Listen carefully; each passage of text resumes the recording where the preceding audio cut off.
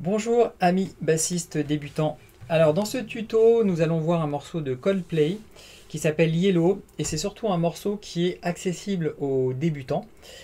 Contrairement à certains tutos que j'ai fait qui sont plutôt pour les débutants, on va dire avancés, voire bien avancés. Mais là vraiment pour les débutants, vous allez être servis parce que vous allez pouvoir jouer ce morceau directement, en tout cas, surtout pour la partie couplet, pour la partie refrain, c'est un petit peu plus délicat. Donc pour la partie couplet, en fait, il y a ce qu'on appelle un débit de croche. Alors si vous ne savez pas ce qu'est une mesure, une croche, des choses de base comme ça que tout le monde connaît de terme mais ne sait pas exactement ce que c'est, je vous conseille vivement de regarder ma vidéo sur la mesure à 4 temps et de faire aussi vos recherches personnelles parce que ce sont des notions basiques qui sont vraiment importantes pour la communication. Plus que pour la musique, hein, mais surtout pour la communication, pour que vous compreniez ce que je suis en train de dire, quoi je parle. Alors, pour ce morceau Yellow, le morceau commence avec 4 mesures sans basse, ok, il y a juste la guitare, et dès le 1 de la 5e mesure, la basse rentre en débit de croche. Alors, si on compte l'introduction sans la basse, ça va faire comme ça. 1, 2, 3, 4. 1, 2, 3, 4, 1, 2, 3, 4, 1, 2, 3, 4. Ok, quand j'ai fait ça, ça veut dire qu'on est sur le 1 de la 5e mesure et ça démarre. Donc moi je ne compte jamais ou pratiquement jamais parce que pour moi ça nuit à mon plaisir de jouer de la musique. Le comptage c'est fait pour vous faire comprendre où ça part, etc. Mais à terme, j'espère que vous arriverez à faire comme moi parce que ça va vous enlever beaucoup... comment dire, ça va vous garder plutôt tout le plaisir de la musique sans compter. Je connais beaucoup de musiciens qui comptent tout le temps et justement ça leur enlève ce plaisir de jouer, ce qui est bien dommage. La musique c'est une histoire de sensation. On sent que ça arrive à quel moment, etc. Et à force de jouer sur des mesures, on a le sens de la mesure, ce qui veut dire qu'on sait toujours où est le 1, donc à un moment on s'y retrouve, on n'a plus besoin de compter. Ok, c'était juste un petit aparté. Donc ensuite on va démarrer en débit de croche sur 2 mesures avec la note Si, donc deuxième case, deuxième corde, et on va commencer avec le majeur. Et ça va faire 1 et 2 et 3 et 4 et 1 et 2 et 3 et 4 et ensuite on part sur le Fa dièse qui est la note juste au-dessus géographiquement, donc sur le deuxième case de la première corde. Donc il y a un enchaînement qui fait 1 et 2 et 3 et 4 et 1 et 2 et 3 et 4 et 1 et 2 et 3 et 4. Ok? Donc 2 mesures, 2 mesures. Ensuite, on va faire le Mi. Alors là, techniquement, pour les débutants, il y a juste ce petit passage qui fait qu'on doit mettre les doigts posés sur les 3 cordes qui sont en dessous. Donc on va partir de là. D'accord? Donc le Mi, première corde. Donc je suis déjà sur la corde de Mi quand je fais le Fa dièse. D'accord? Mais ensuite, pour faire sonner la corde à vide, parce que c'est un Mi corde à vide, et ben je suis obligé de poser les doigts comme ça et je continue à jouer. Alors on pose les doigts bien sûr pour éviter tous les bruits parasites sur les cordes. D'ailleurs à ce propos, quand je joue ici par exemple le Si avec l'index, le Fa dièse avec l'index, on voit que mon index colle les 3 autres cordes en dessous sans appuyer. Donc j'appuie vraiment ici, mais les 3 autres cordes sont collées. Ok ? Une fois qu'on a joué ces 3 notes, en fait, on a joué le principal du couplet. Parce que tout le couplet tourne autour de ces 3 notes. Alors, pour la première partie du couplet, on va jouer 2 mesures de Si, 2 mesures de Fa dièse, 2 mesures de Mi à vide, et 2 mesures de Si. D'accord? Et une fois qu'on a terminé ce cycle, on rejoue 2 mesures de Si, c'est-à-dire qu'on repart sur du Si, et du coup on joue à la suite 4 mesures de Si. D'accord? Donc, je vais vous le jouer pour essayer de mieux vous faire comprendre ça. Je vais lancer drum beat à... Alors le morceau il est à combien? Je ne me rappelle plus en vitesse, il est à 87. Donc je vais lancer drum beat à 70, d'accord? Je laisse tourner une mesure à vide et ensuite je commence, comme ça vous allez comprendre. 2, 3.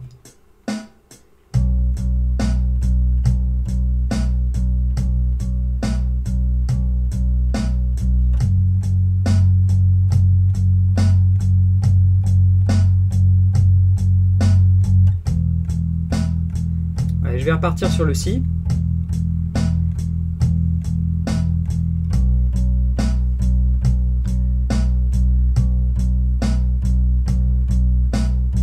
Et là, je vais repartir en fait sur 2 mesures, je ne m'arrête pas. Ok, c'est ça qui est important. Ça veut dire qu'on va continuer encore et on va repartir sur un cycle de si, de fa dièse et de mi. Mais les fois d'après, le si, on repart pas comme ça sur 4 mesures complètes, on fait à chaque fois 2 mesures, c'est-à-dire qu'on fait un enchaînement. C'est-à-dire qu'on va faire 2 mesures de si, 2 mesures de fa dièse, 2 mesures de mi, 2 mesures de si, 2 mesures de fa dièse, etc. Et là, on continue jusqu'à ce qu'on arrive au refrain. Ok? Donc, ce que je veux vous dire, c'est juste la première partie où on va jouer 2 mesures de si et on réenchaîne encore avec 2 mesures de si. De toute façon, si vous jouez sur le cover, vous allez tout de suite l'entendre à l'oreille qu'il y a un problème. Et puis, vous pouvez aussi regarder ma tablature au début où vous voyez vraiment ce passage où on joue ces 4 mesures de si. Voilà. C'est le petit piège du morceau, à part ça. Voilà. Ensuite, on va partir sur la partie refrain. Alors pour la partie refrain, c'est plus délicat pour les débutants parce que en fait il y a les glissés qui sont un petit peu gênants. Et puis il y a aussi le rythme parce qu'on démarre certaines notes sur le temps et des fois on démarre des notes sur le contretemps. C'est toujours un petit peu ce genre de choses qui n'est pas très intuitive et qui est assez délicat à faire. Donc ce que je vous recommande avant de le jouer, c'est vraiment de bien écouter la partie du refrain et de bien écouter la basse en tapant des mains. Ensuite, si vous pouvez chanter la basse en tapant des mains, c'est encore mieux parce que ça va énormément vous aider pour passer le morceau ensuite. Mais il y a des petites choses techniques qui ne sont pas évidentes. Alors, sinon, ça fait comme ça.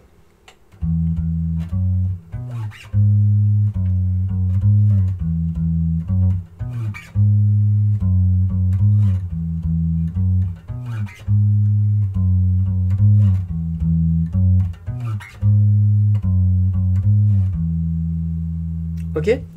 Donc en fait, on a 4 fois la même séquence. Juste un petit aparté, encore un.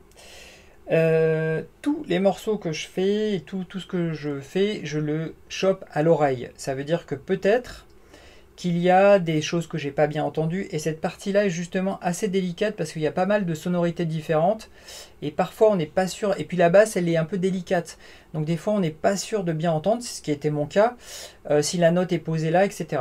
Alors normalement, il n'y a pas d'erreur au niveau des notes de ce que je propose, mais ce qu'il peut y avoir, peut-être que je fais une note en trop, parce que des fois on imagine une note qu'il n'y a pas, ou que je fais une note en moins. Mais en tout cas, les placements sont corrects, d'après ce que j'ai vu, ce que j'écoute quand je m'écoute jouer, parce que je m'écoute toujours derrière.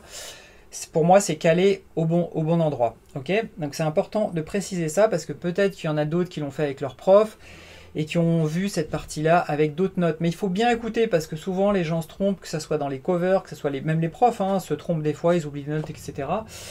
Ou moi. Donc c'est pour ça que je tenais à donner cette précision. En tout cas, moi je le joue comme je vous ai montré là. C'est comme ça que je vais vous le montrer maintenant.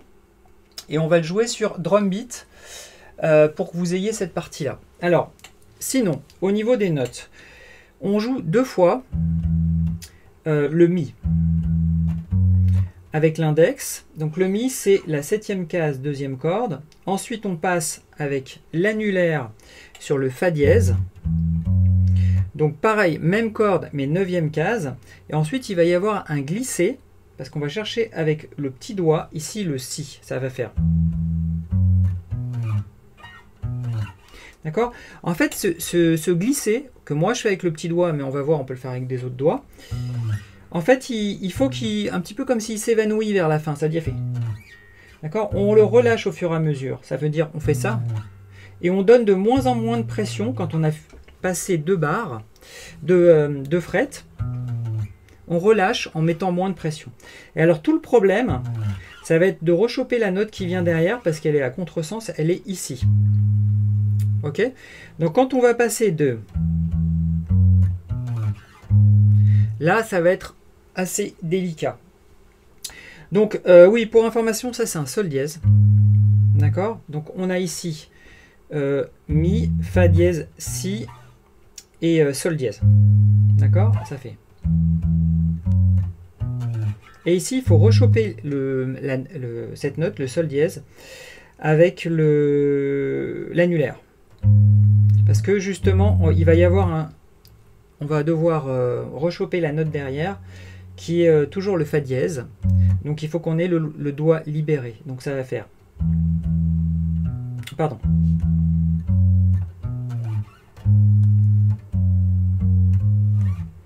Et on voit que après qu'on ait fait le Fa dièse, on revient sur le Sol dièse et on fait un glissé pour revenir sur le Mi ici. D'accord? Donc je refais doucement, ça fait...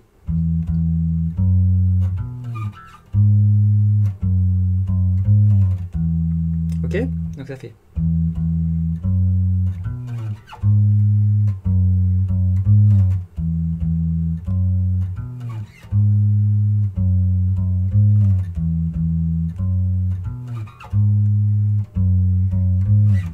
Alors il y a une autre façon de le jouer, si le petit doigt, le glisser du petit doigt n'est pas évidente, le petit doigt c'est un doigt faible. Donc souvent on n'a pas assez de force pour appuyer pour que ça sonne, mais ça va venir, hein, à force de faire des pompes ou des choses comme ça, vous allez muscler ce doigt. Ce doigt est hyper important en fait, hein. On dirait que c'est le petit doigt, il est tout à la fin, et pas du tout.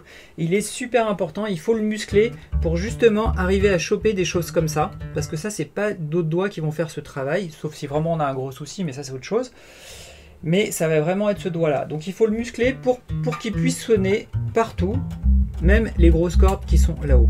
Ok? Alors une autre façon de le faire, ça serait d'aller chercher avec l'index la deuxième note ici. Donc partir du Mi jusqu'au Fa dièse comme ça.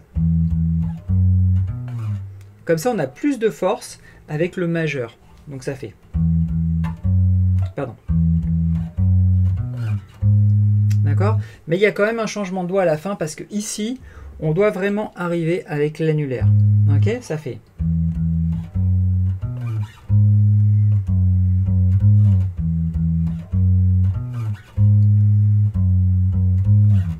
Ok?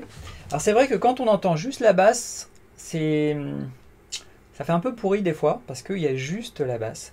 La basse prend vraiment toute sa valeur quand il y a d'autres instruments et notamment quand il y a déjà la batterie. Ça, c'est beaucoup plus calé. D'accord? Donc là, je vais vous mettre la même chose à 70 et ça va faire ça.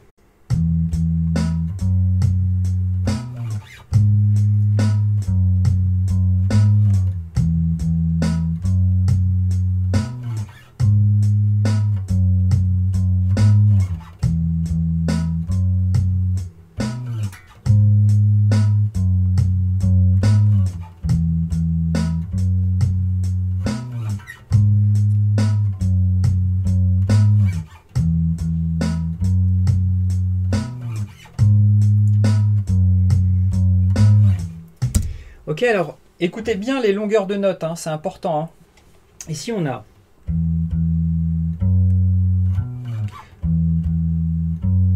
Vous voyez la longueur de la note, elle dure plus longtemps, hein, ça fait... Pareil.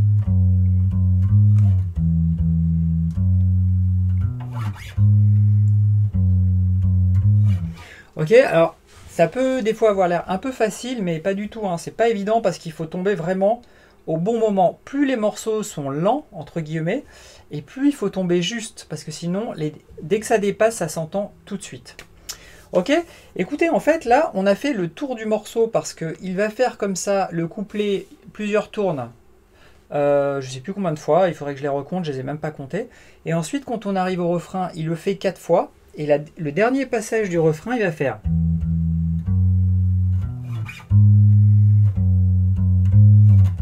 Et là, il va laisser sonner cette note, au lieu de réenchaîner, il va laisser sonner cette note pendant 2 mesures. Donc c'est le Mi, on arrive sur le Mi pendant 2 mesures. Et une fois qu'on a terminé ces 2 mesures, on repart. On repart là.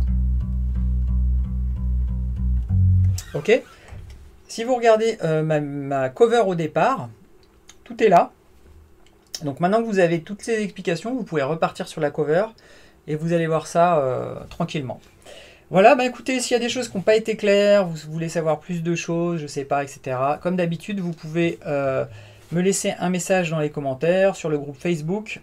Abonnez-vous, mettez la petite cloche pour voir quand les vidéos sortent. Et puis, bah écoutez, je vous dis à bientôt, et puis surtout, bonne basse.